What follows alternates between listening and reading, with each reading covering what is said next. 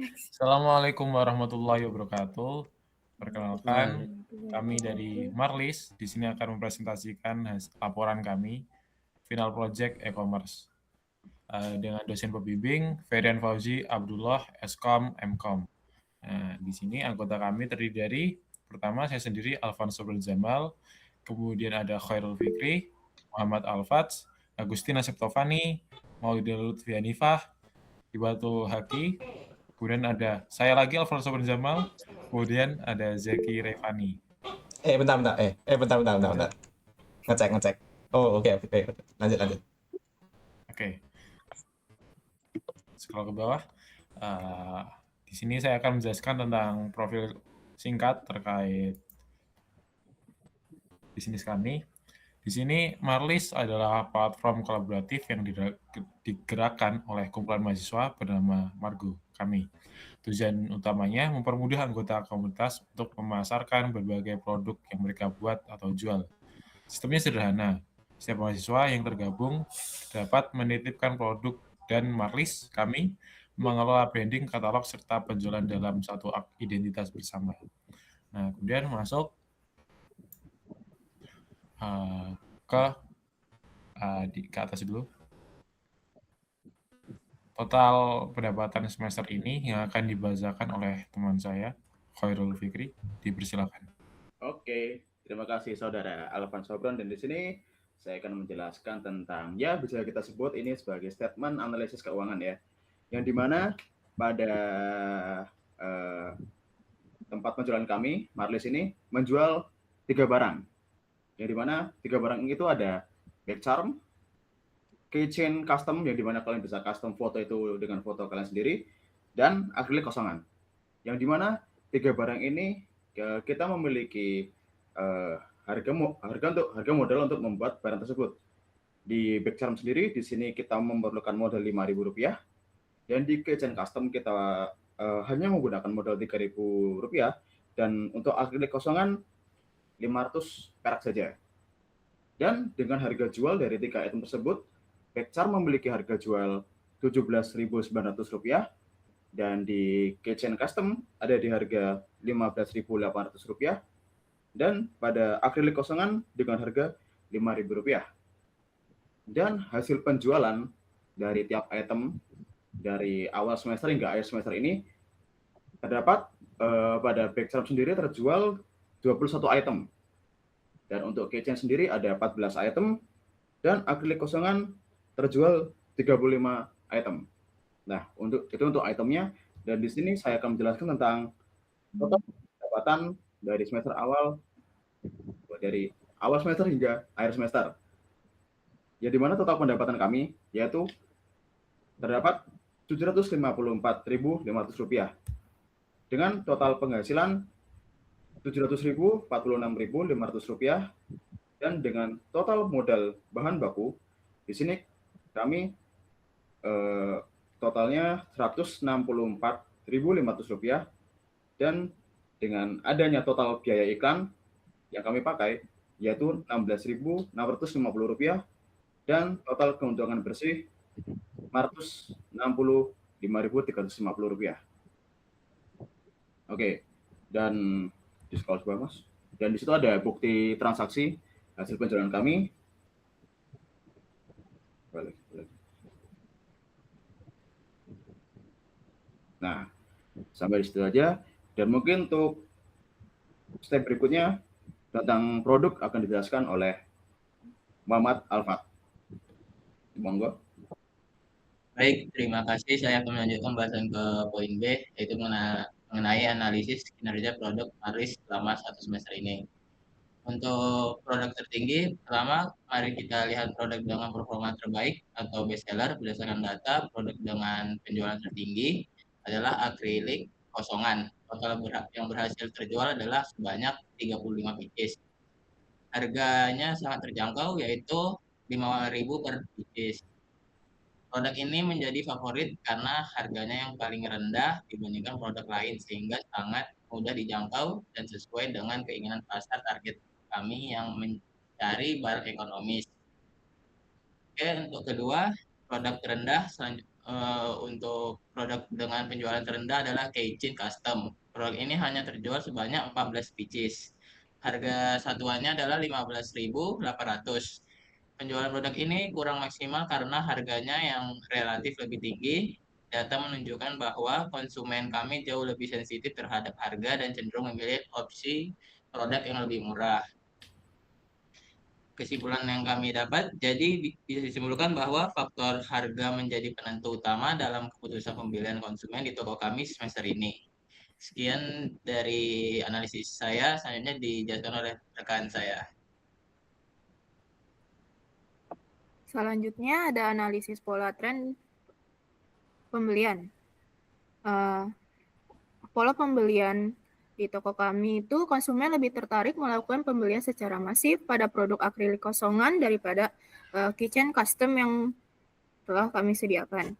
Terus untuk tren pembeliannya pada bulan pertama itu Oktober, aktivitas pembelian menunjukkan tren yang cukup aktif dengan adanya dua puncak transaksi yang signifikan di pertengahan dan akhir bulan, yaitu sekitar tanggal 19 dan 26. Ini menandakan respon pasar yang baik di awal operasional. Lalu terjadi fase penurunan, yaitu bulan November sampai Desember.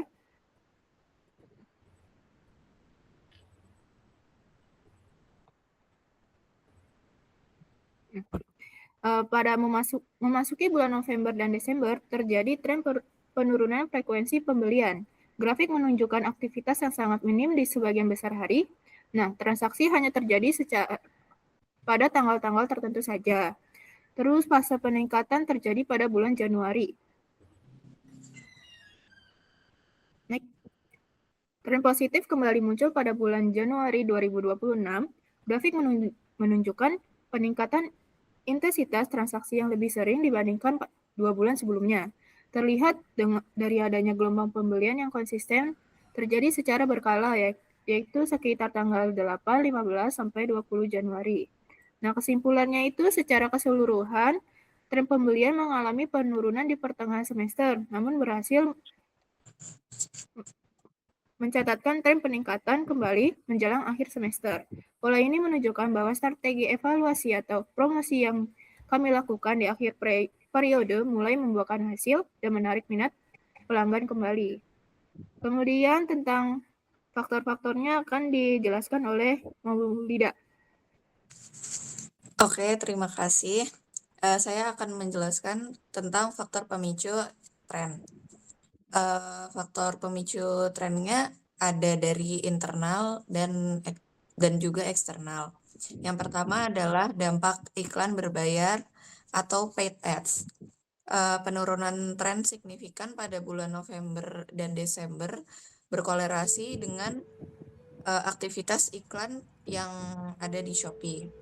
Selanjutnya, yang kedua adalah peralihan ke strategi multi-platform, yaitu peningkatan tren kembali di sekitar bulan Januari dipicu oleh perubahan strategi pemasaran. Evaluasi tim menunjukkan bahwa engagement awal dari iklan berbayar kurang maksimal sehingga kami melakukan iklan ke beberapa platform media sosial lainnya seperti TikTok, Twitter, dan juga WhatsApp. Yang ketiga ada preferensi konsumen terhadap harga. Tingginya volume penjualan pada produk tertentu dipicu oleh faktor harga barang itu sendiri, yaitu seperti kitchen custom dengan harga 15.000 yang cenderung dihindari oleh konsumen. Selanjutnya ada siklus aktivitas akademik atau faktor situasional, yakni mengingat bisnis ini dikelola oleh mahasiswa. Penurunan aktivitas di bulan November sampai Desember juga dipengaruhi oleh fokus internal tim dalam menghadapi masa perkuliahan atau ujian, sehingga intensitas pelayanan toko sedikit berkurang. Untuk yang selanjutnya, rencana strategi semester mendatang akan dibacakan oleh rekan saya. Baik, untuk rencana strategis semester mendatang, di poin A adalah strategis peningkatan penjualan. Pada semester mendatang, Marlis akan menerapkan strategi diversifikasi produk berbasis DIY kit. Produk akrilik kosongan yang memiliki tingkat penjualan tinggi akan dikembangkan menjadi paket kreatif yang berisi beberapa komponen pendukung, sehingga tidak hanya menjual bahan mentah, tetapi juga memberikan nilai tambah bagi konsumen. Selain itu, strategi pemasaran akan difokuskan pada penguatan konten marketing secara organik melalui platform TikTok dan Twitter. Konten yang disajikan berupa proses pembentukan produk, pengemasan pesanan, serta hasil produk custom untuk meningkatkan brand awareness dan kepercayaan konsumen. Untuk mengatasi rendahnya penjualan produk, Kitchen Custom akan diterapkan strategi building dengan produk bad charm yang lebih diminati konsumen, sehingga diharapkan dapat meningkatkan penjualan produk yang kurang laku. Selain itu, strategi penjualan berbasis komunitas akan terus dioptimalkan melalui promosi dari mulut ke mulut dan pemberian kode promo khusus kepada komunitas tertentu. Oke, lanjut ke yang B. Langkah-langkah konkret. Langkah-langkah konkret yang akan dilakukan meliputi penyusunan jadwal, unggah konten secara rutin guna menjaga konsistensi promo. Marlis juga akan menerapkan paket building hemat di marketplace untuk menarik minat beli konsumen.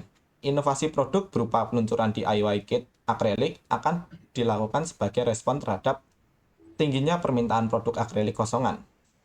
Selain itu, akan dibuat kode promo khusus komunitas untuk mendorong pembelian berulang.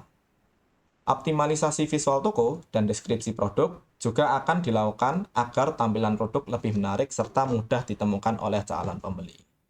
Untuk selanjutnya akan dijelaskan teman saya. Oke, baik. Terima kasih Mas Haki. Melengkapi seluruh analisis strategi tadi, saya akan masuk ke bagian lampiran dan bukti. Untuk menvalidasi aktivitas bisnis Marlis selama 1 semester ini, pertama bisa melihat foto toko profil yang aktif dan dapat diakses pada publik. Toko Marlis telah mendapatkan rating 4,9 dari 14 penilaian yang membuktikan kepuasan pelanggan terhadap kualitas produk kami. Kami juga aktif membangun branding melalui akun Instagram yaitu @marlis.craft yang berisi katalog dan testimoni pelanggan. Selanjutnya untuk transparansi keuangan.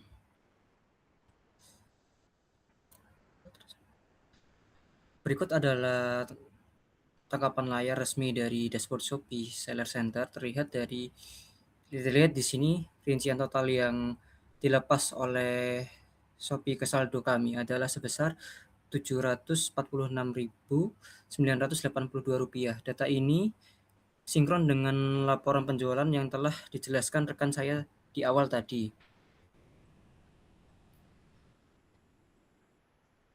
Terakhir, sebagai bukti realisasi anggaran pemasaran, kami melampirkan faktur resmi pembayaran iklan Shopee atau paid ads.